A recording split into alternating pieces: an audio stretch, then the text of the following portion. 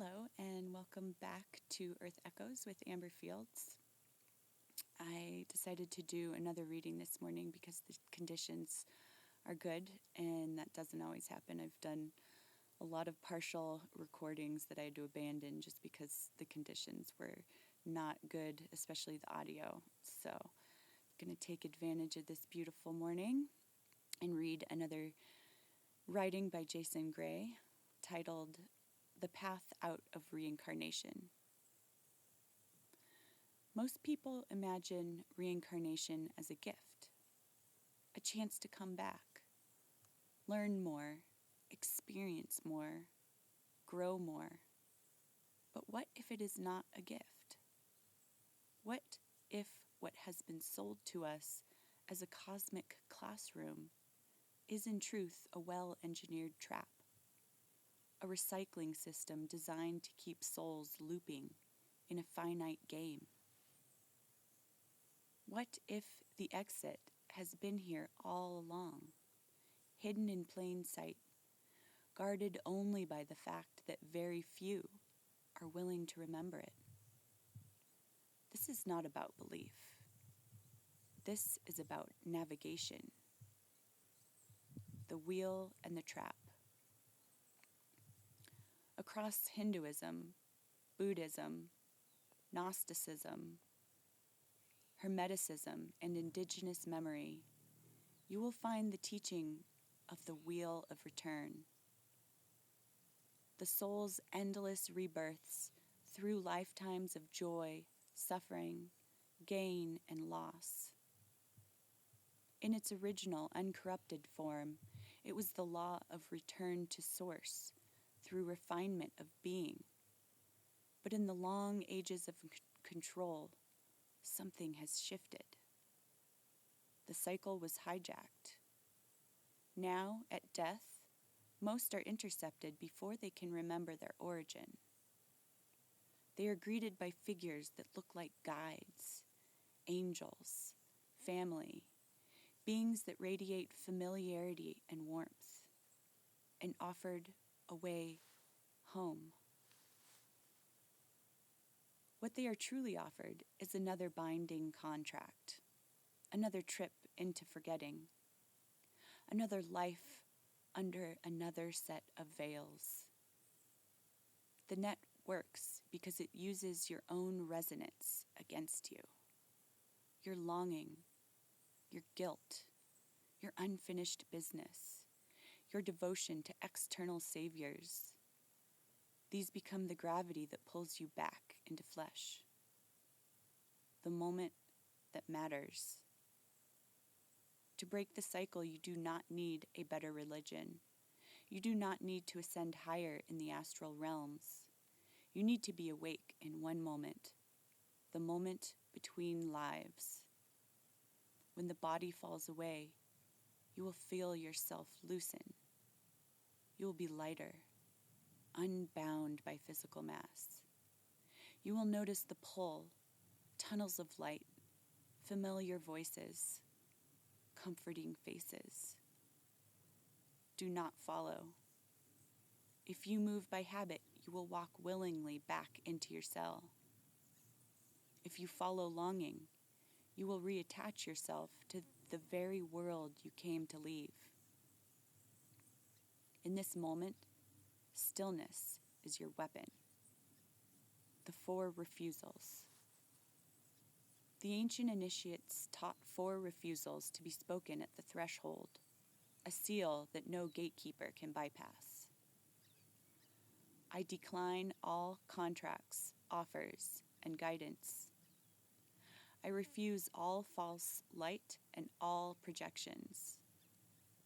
I am not bound by any oath made in the body, mind, or other lives.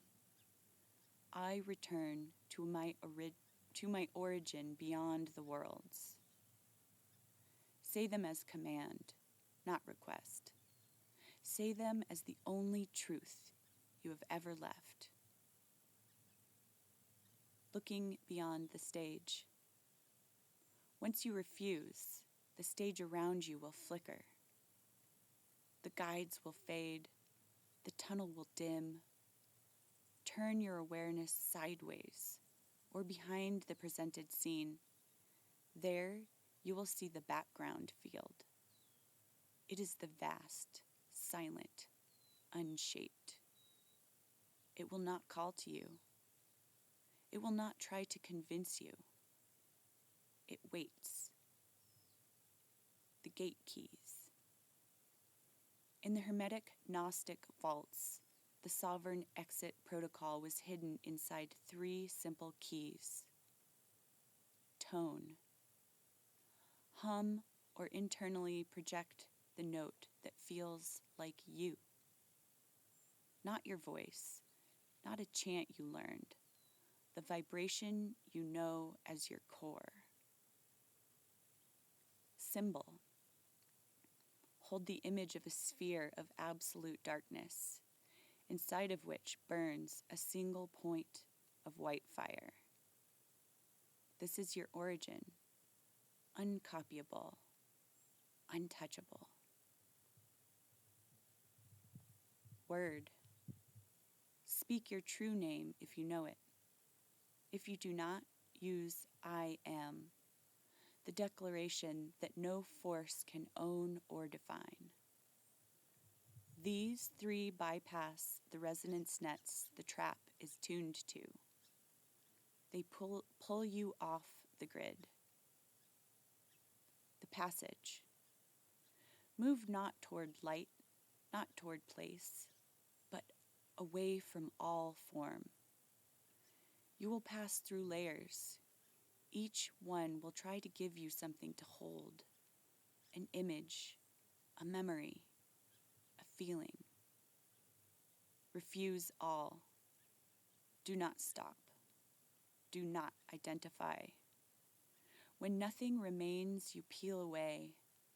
When even the idea of you is gone, you will cross into the uncreated field. The final seal. Here there is no light and no darkness, no sound and no silence.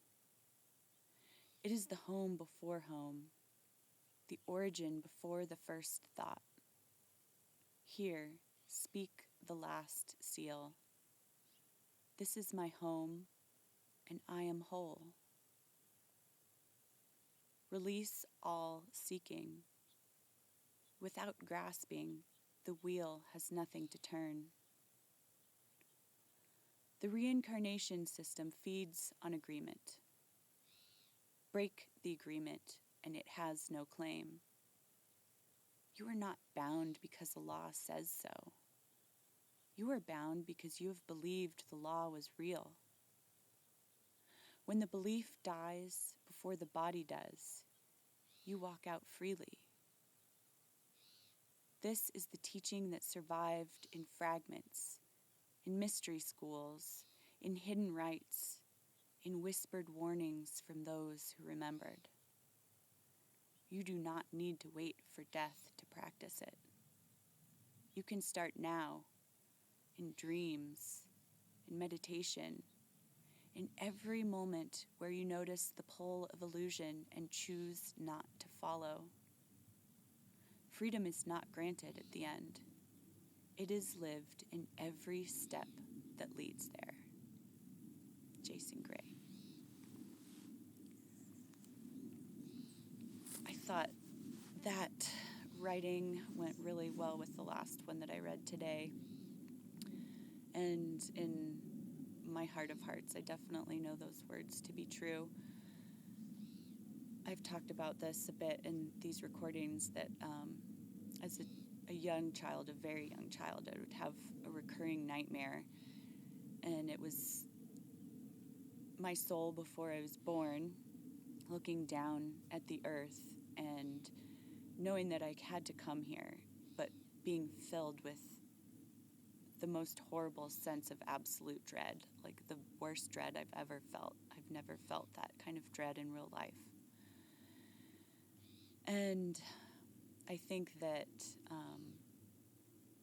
that recurring nightmare was hinting at what Jason is talking about here, that this world is potentially a trap, and It's something that David Icke writes about in his books. He has a book called The Trap. And he also writes about how this realm has potentially been hijacked and loops souls to keep coming back. And there's a lot of details you can read about in his books with that, further details. He goes into great depth with his ideas. And as I've been reading David Icke's work as well as Jason's writings, I've come to realize how my psyche has been so trapped in this world and consumed with, everyday worries. And I really feel that in my dreams. Like, I'll have just like a lot of mundane dreams, and then I'll get pulled into like weird details, and I'll find myself being subservient to different situations or people in my dreams that it makes no absolute sense, but just because they're, they seem like an authority, I'm listening to them and I'm allowing them to tell me what to do. And so I have come to realize that dreams are a practice ground, and I am in this slow process of beginning to work with that and hopefully take more control of my dreams. And meditation is absolutely a way that has been helping with that, although as a mother of a 5-year-old, I do not have very much time to meditate, but I'm working on that as well. So anyway, I hope that some of this has resonated with you, and I hope you have a beautiful day.